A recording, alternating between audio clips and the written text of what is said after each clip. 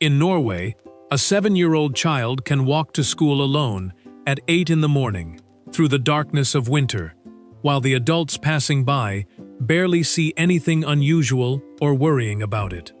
But what is even more surprising is that this child is growing up in one of the wealthiest countries in the world. Time freezes. Norway controls an enormous pool of wealth, invested in thousands of companies around the globe. Yet on its streets, you rarely see supercars, extravagant mansions, or obvious displays of personal fortune. So what made a country this wealthy choose to live with such restraint? In this video, we will follow an entire year in Norway to find the answer. If you enjoy exploring countries from a realistic perspective like this, subscribe, hit like, and leave a comment telling us what about Norway makes you most curious. Number 10. January. Lofoten. Before oil, Norway grew rich from fish. The new year begins in the far north of Norway, above the Arctic Circle, where the Lofoten Islands rise from the sea with jagged peaks that look like a wall of broken teeth. It is one of the coldest and darkest starts to winter in Europe, yet this is exactly when the coast comes alive. Every January, millions of Arctic cod leave the Barents Sea and swim south to spawn in the waters around Lofoten.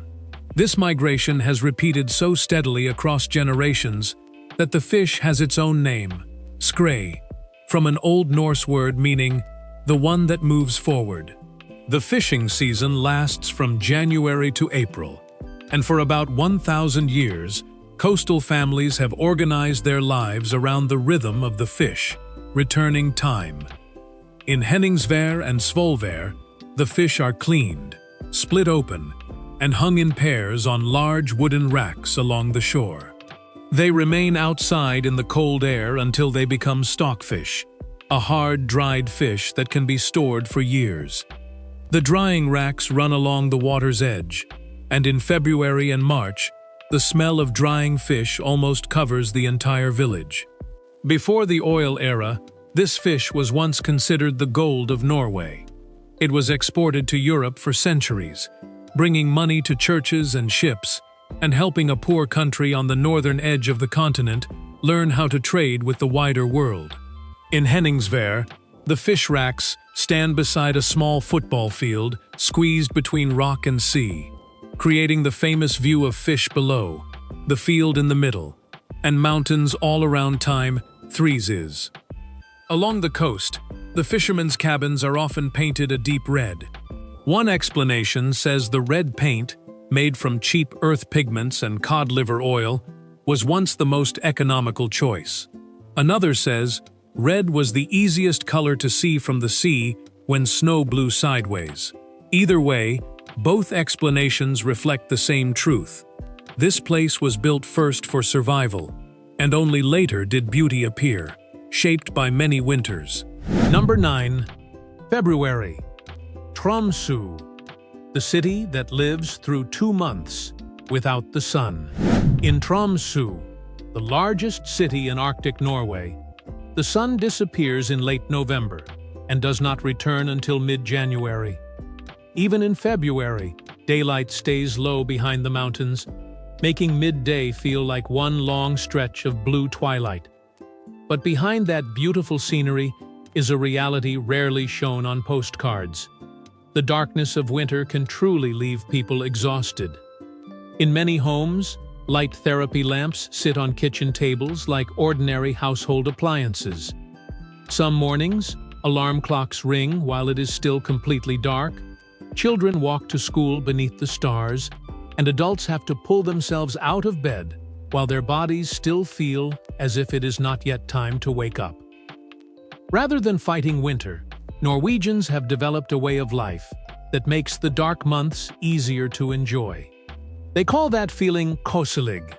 Simply translating it as cozy does not fully capture the meaning, because it is also about deliberately creating warmth when the world outside is cold and short on daylight.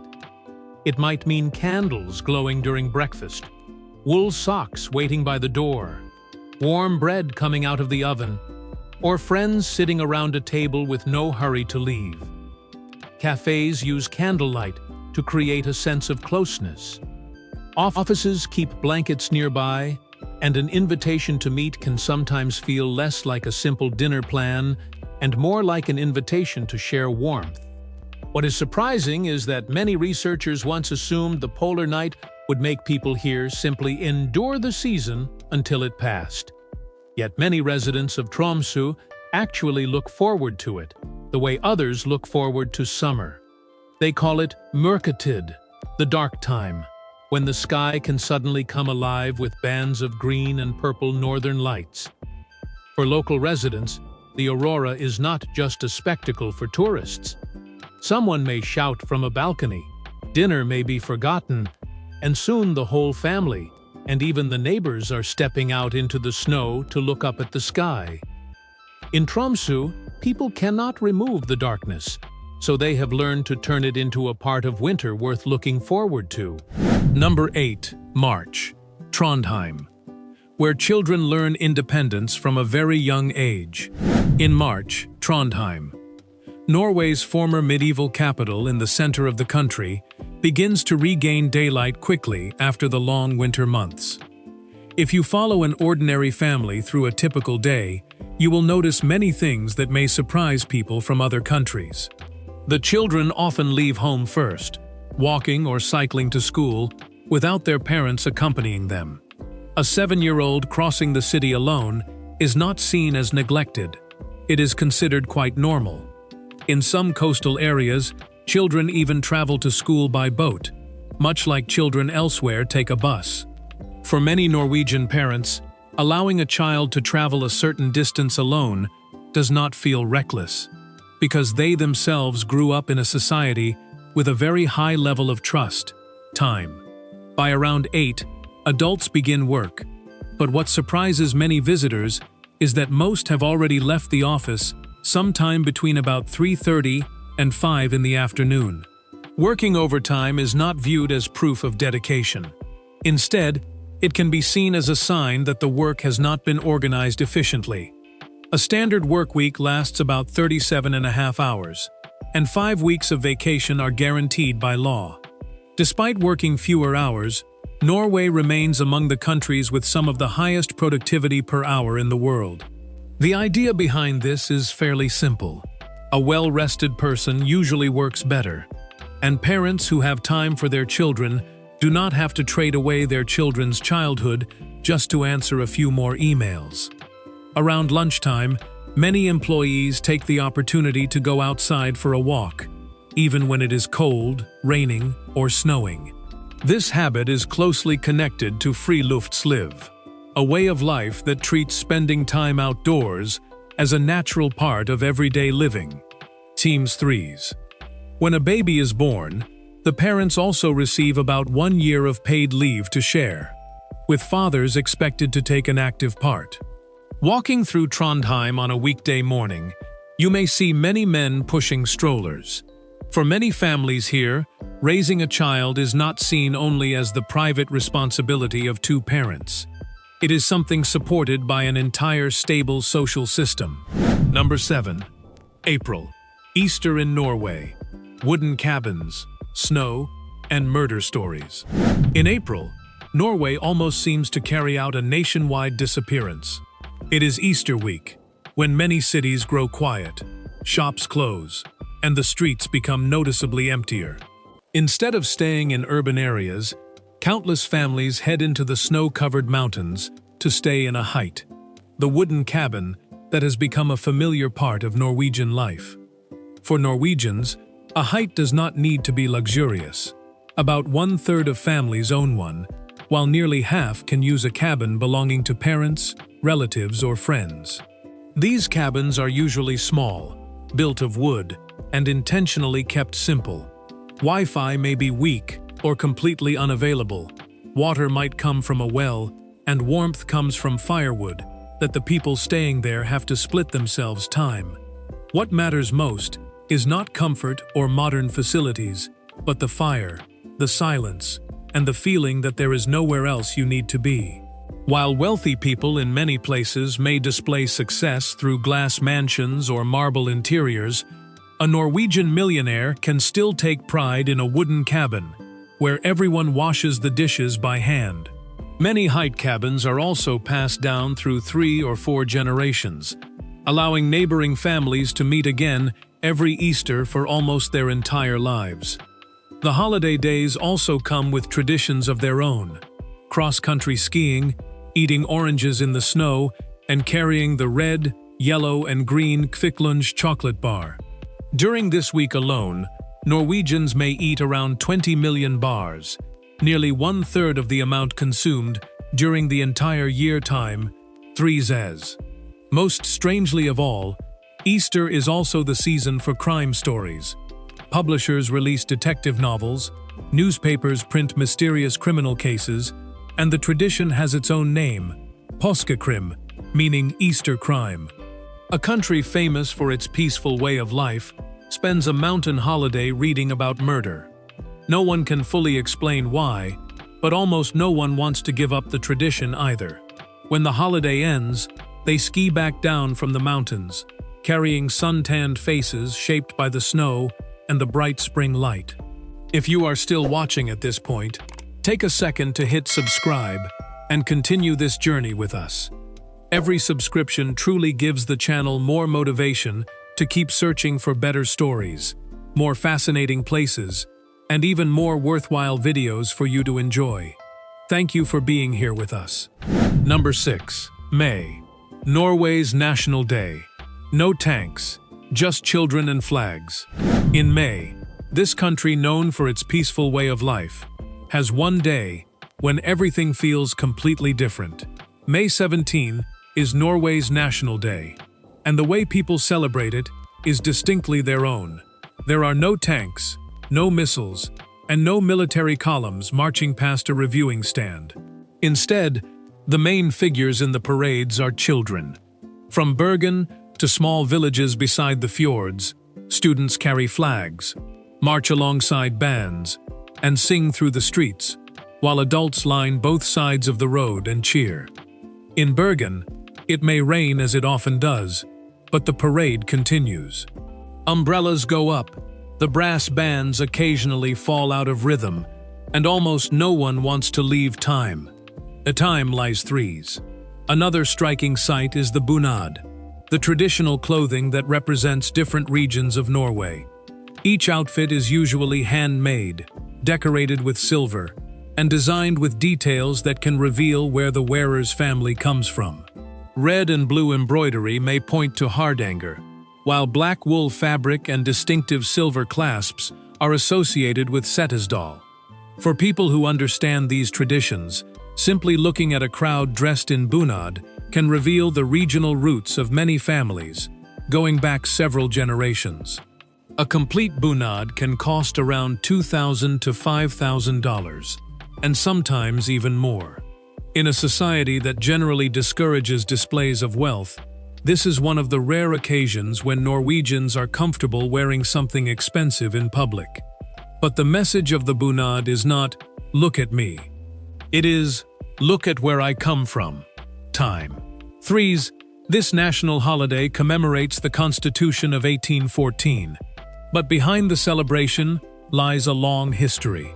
Norway spent around 400 years under Danish rule, followed by nearly a century in a union with Sweden, and it did not become a fully independent country until 1905. At that time, Norway was still poor and received little attention from the rest of the world. Just a few generations later, that small country entered an era of wealth that almost no one could have imagined before. Number 5. June. The Oil Fund. How Norway turned natural resources into enormous wealth. The June story begins in Stavanger, a coastal city in southwestern Norway that once depended largely on fishing and sardine canning. Everything changed in the autumn of 1969, when a drilling team from Phillips Petroleum discovered a massive oil field beneath the North Sea.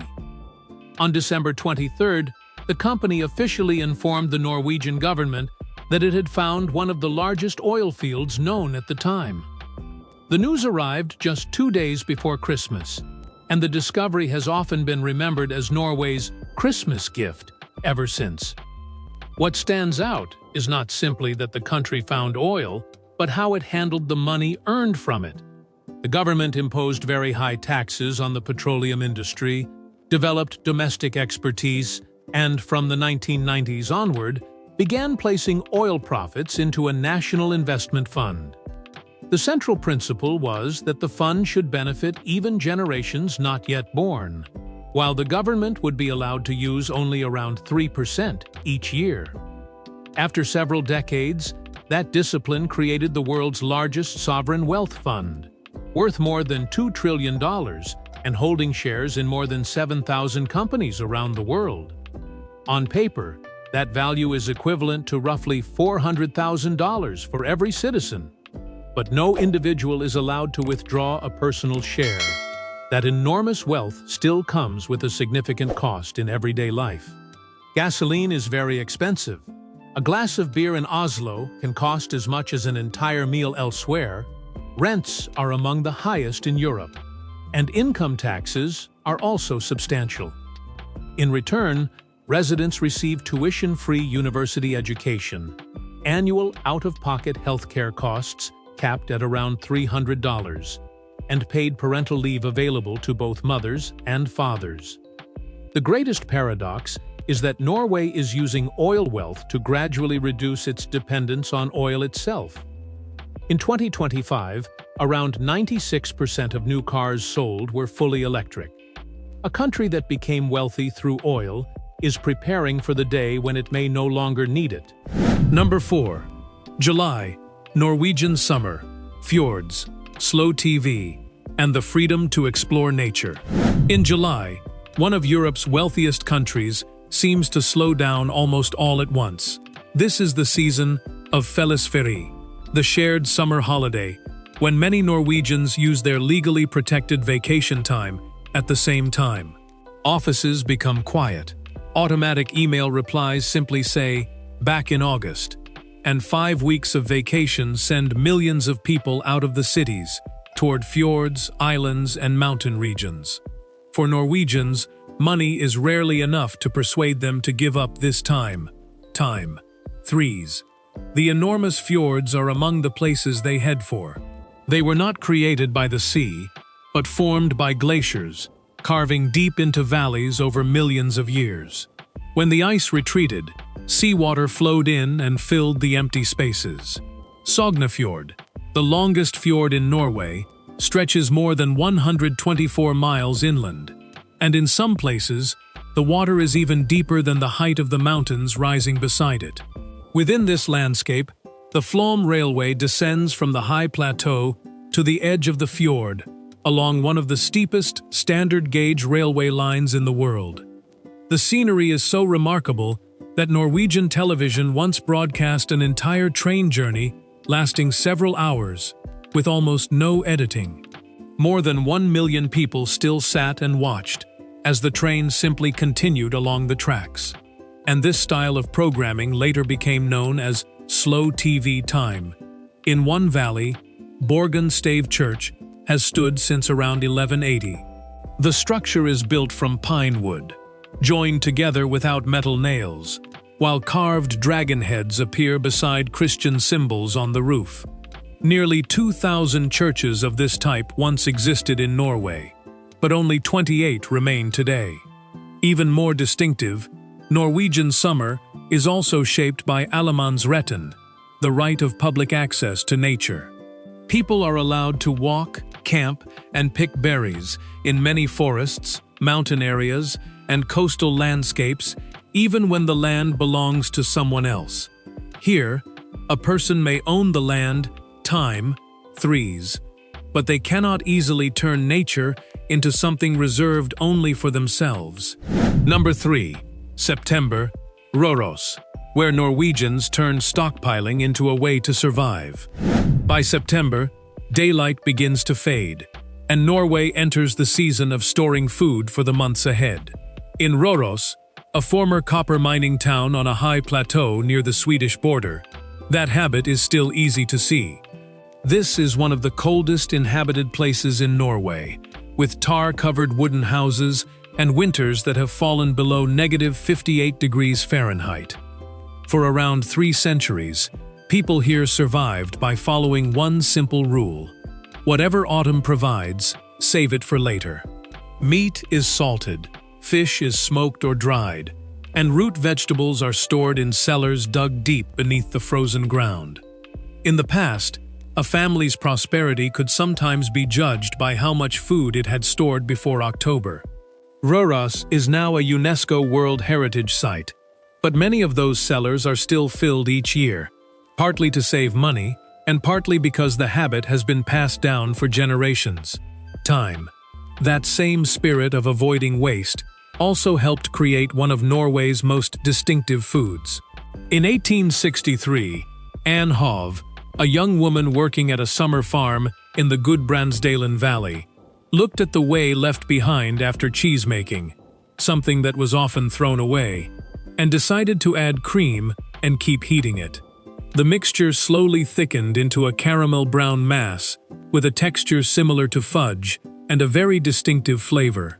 Brunost, or brown cheese, was born from that experiment. The cheese became so successful that it is credited with helping the valley through a difficult economic period. Today, Norwegians still slice brunost very thin and place it on bread at breakfast time. When harvest season arrives, the forests also become places where entire families go searching for food. Thanks to the right of public access to nature, they carry buckets to gather blueberries, lingonberries, mushrooms, and especially golden cloudberries from high marshlands. These berries are so valuable that many Norwegians are famous for guarding the locations of their favorite picking spots more carefully than their bank codes. Number 2. November, Fosen. The controversy behind Norway's clean energy. Across the Finnmark Plateau, November is the time when reindeer herds begin moving across the vast, treeless tundra. The Sami, the indigenous people of Arctic Europe, have herded reindeer across this land since long before Norway became a nation. They move with the seasons, carrying their own languages, traditional handicrafts known as duaji, and a culture deeply connected to nature. Sami music is also highly distinctive. Joik is one of the oldest surviving singing traditions in Europe. A joik does not simply sing about a person. It is understood as a way of bringing that person's image and presence into the music itself, time in threes. For many decades, the Norwegian state tried to assimilate the Sami, restricting their languages in schools and changing the names of many children. Those policies later became the subject of public apologies. Today, Sami languages are taught again. A Sami parliament operates in Karasjok, and artists wearing gakti, traditional Sami clothing, can perform joik on national television. But in Fosen, a new conflict emerged. Norway built wind turbines on winter grazing lands that reindeer had used for centuries. The noise, the movement and light from the turbine blades, and the construction of new roads altered traditional migration routes, leading reindeer herders to take the case to court. In 2021, the Supreme Court of Norway ruled that the project had violated the rights of Sami reindeer herders under international law. Even so, the turbines continued operating for years, leading to protests in Oslo time. 3s. The government later issued an apology and reached compensation agreements that included new grazing areas and the right to participate in decisions about the project's future. But the turbine blades at Fosen are still turning. The story leaves Norway with a difficult question. Even clean energy has to be built on someone's land, and not every loss can be resolved with money alone. Number 1. December. Janteloven, the unwritten rule that makes Norwegians dislike showing off wealth. In December, Oslo closes out the year with a rather unusual image. The capital of one of the wealthiest countries in the world looks almost surprisingly ordinary. Advent stars glow behind apartment windows. Christmas markets sell gløgg and gingerbread. and the jewel board season fills restaurants with company holiday parties. What you rarely see are obvious displays of wealth. There are no long lines of supercars, gated mansions, or designer logos everywhere. A company executive and an electrician can stand beside each other on a ski trail wearing almost identical winter jackets, and an outsider may have no idea which one is wealthier. Their children may attend the same school, their families use the same healthcare system, and even the manager of a national investment fund worth more than $2 trillion still has to walk through the same freezing weather as everyone else. Behind this way of life is a well-known concept called Janteloven, or the Law of Jante. In 1933, writer Axel Sandemose created the fictional town of Jante and 10 satirical rules built around one central idea: do not think you are more special than everyone else. Originally, it was a criticism of jealousy and social pressure in small communities, but over time, it became a common way to describe Norwegian attitudes toward boasting and showing off. The law of Jante was never passed by parliament, and it also has a darker side, because highly ambitious people can sometimes find it restrictive. But it also helps explain why a country with enormous wealth has not produced a wealthy class that is always easy to recognize. Time. Threes. In Norway, money does not seem to be treated as something to wear on your body or display outside your home. Greater value is placed on the feeling of security. Worrying less about medical bills, worrying less about medical bills, worrying less about medical bills, fearing less that old age will bring financial hardship. That national wealth is also being preserved for people who have not even been born yet, rooted in the Christmas gift of 1969 that Norway chose never to spend completely.